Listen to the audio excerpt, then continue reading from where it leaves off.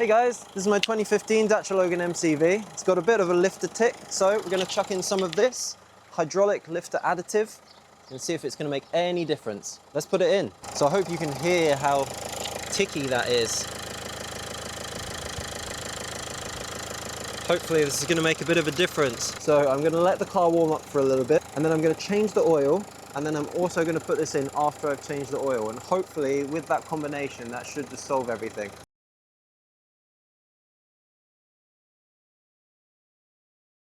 It's several days later because I realized that Renault or Dacia have a sump plug socket that is 8mm. It looks like a 3/8 inch drive, but it's actually an 8mm. It's specific to their vehicles. Yeah, slightly annoying, but that's fine. A couple of days later, we're back to it. Let's get the oil out and let's keep going. So here's our sump plug. For you, it might just be a normal bolt, but for me, it's this 8mm. Yes, perfect, cool. So I'm gonna undo this. I'm gonna let all the oil drain out into my oil container. Once it's all drained out, I'll then take it off and we'll do the oil filter. Drained all the oil out, changed it over. I've swapped out the filter, and now I'm just gonna top up the engine oil, and then we'll see what it sounds like, and then we'll also put in the lifter tick noise suppressant liquid stuff and see if it does anything.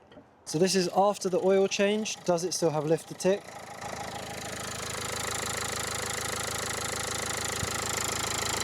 I'd say yeah, that still sounds like it's ticking to me. So let's put this hydraulic lifter additive in and see if it does anything.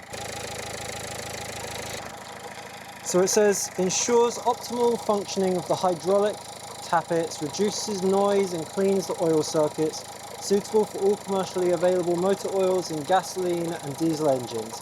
Application can be added independently of oil change intervals. Content sufficient to treat up to 6 litres of motor oil. Suitable for toothed belts running in oil, not suitable for motorbikes. So it doesn't actually say what I need to do.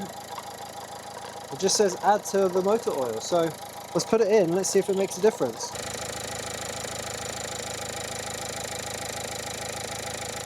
Okay, so I'm going to leave it and then I'll come back and I'll see if it's made any difference. So I've been driving the car for maybe 200 miles now, just to like give it a really good chance to do its magic. So let's turn it on, let's have a listen, let's see if it's actually made any difference.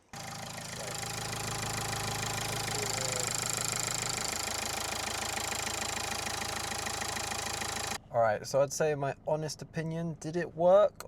I'm not really sure. It's kind of hard to tell. It is a bit of a noisy engine in general anyway, because, you know, it's done 153,240 miles.